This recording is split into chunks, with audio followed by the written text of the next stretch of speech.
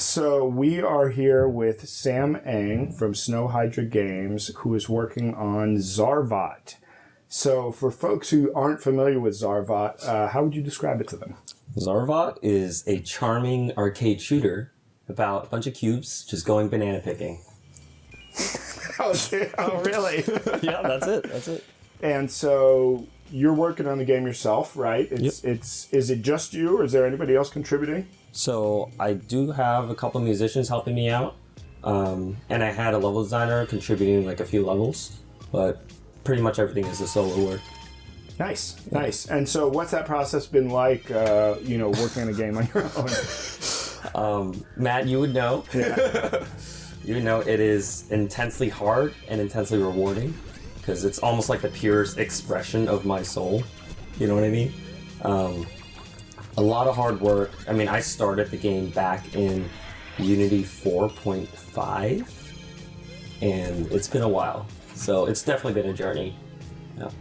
When you started, right, you were focusing on the game as a kind of couch co-op thing. That's still the primary focus? So that is one of the primary focuses. So Zarvot has an amazing versus mode. Like all the attacks, all the abilities are balanced for multiplayer competitive play, but with a very easy to play but hard to master control scheme. There are 4 different buttons that do different things based on how you press them, and you could do very well with just spamming one move. You know what I mean?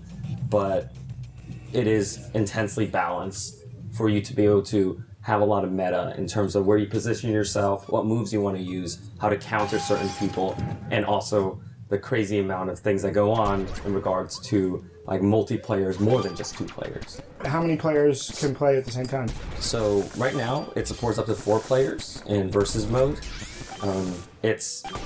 Technically Unity, I can get it up to as many players as I wanted to, but there is a crazy amount of chaos and explosions and screen shake that just goes around when it's above 4 players. I've tried it with 8, like at PAX East when I showed the game, I had 8 controllers up, but especially like, I don't know if you guys have played like Smash Bros with 8 players, but it's just like a cluster of beep. Yep.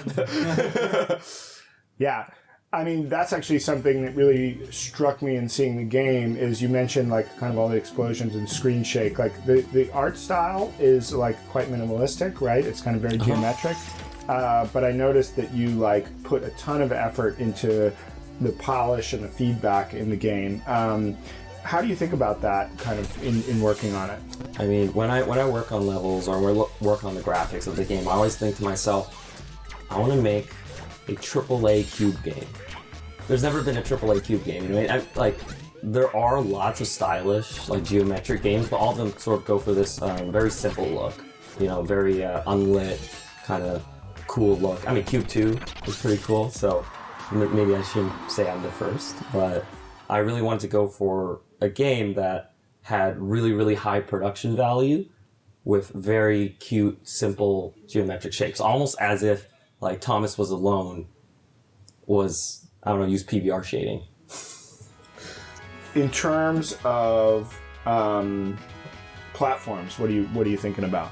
So I'm gonna ship first. Zarvot's gonna come first to Nintendo Switch in a couple of months this summer, 2018. But it's definitely gonna ship out to more platforms after that. Being a solo dev, I realized even though every time I show the game, it's pretty much on Mac or PC, and I've got it running on all my dev kits, all the consoles. I realized just like the launch of a game just takes a lot of manpower, and being only one guy, I'm just going to focus all my efforts on one platform versus, oh crap, I launched my game, I need to ship out a patch on 3 platforms. You know what I mean? So, first, Switch. Awesome. And what was in choosing a platform to target first, what made the Switch jump out to you?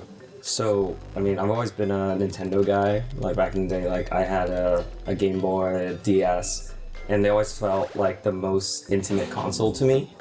I never really had like a home console, but the Game Boy, the Game Boy DS, those things were amazing because it was like mine in a way. So I've always had a sweet spot for these portable things.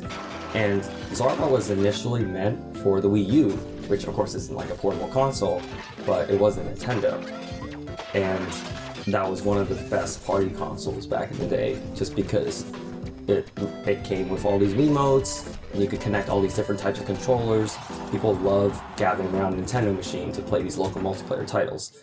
So when the Switch came out, and the Switch to me is just like everything Nintendo but more. What was the process like of getting the game running on Switch?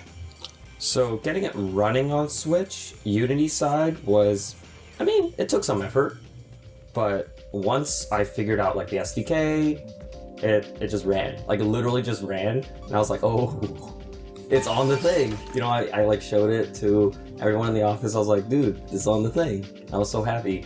And then I implemented it with In Control, so I was using In Control for all the controls and stuff. I created a profile for the Switch, and everything just worked. Like, it just worked.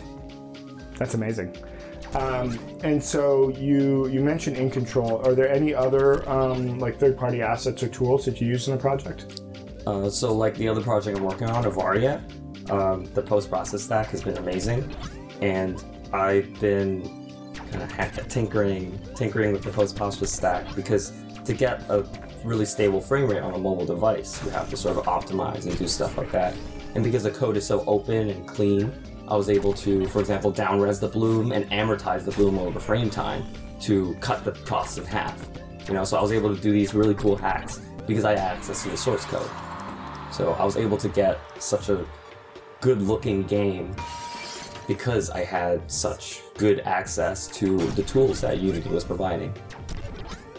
For folks who are new to game dev, thinking about getting into game dev, what would you tell them? I mean, when I first got into game dev, I was playing all these games by this dude, Inkrapare. Hi, Steven, if you're watching this. I love all his stuff. He's really cool because he just cranks out games like on and on with Unity. And I remember seeing Unity, just like all these things were made on like Unity 3. And I was like, I'm gonna try this thing out because this guy's making really cool stuff, you know? So, I mean, I would say if you're getting started, Unity is a great place to start. You know, just start making stuff. You're able to literally just plop down an asset, make a room. If you're into VR, you can plop in your Oculus or your Vive and just get it working. Unity VR is really cool. And just see where it goes from there. And then your mind will explode. It's just like, I want this to happen. And like Unity being like the blank canvas as it is, you can literally make it happen. It might take some time. You might have to learn stuff, but it's 100% possible. And so for folks who want to find out more about Zarvot and more about you, where should they go? You can go to snowhydra.com if you just want to see me, or zarvot.com if you want to check out Zarvot. It's coming out to Nintendo Switch pretty soon, so if you want to check that out, that'd be great. Find my game. Awesome. Well, thanks so much for talking with us, and can't wait to see the game. Thanks, man.